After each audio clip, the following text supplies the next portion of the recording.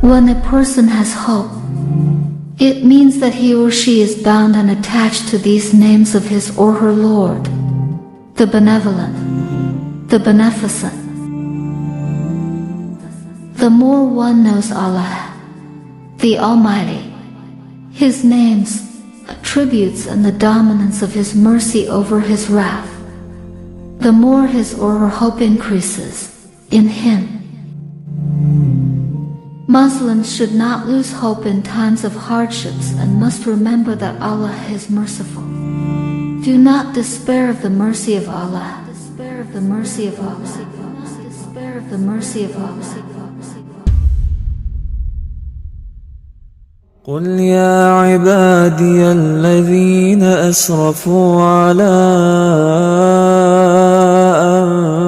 أنفسهم لا تقنطوا من رحمة الله إن الله يغفر الذنوب جميعا إن الله يغفر الذنوب جميعا إنه هو الغفور الرحيم.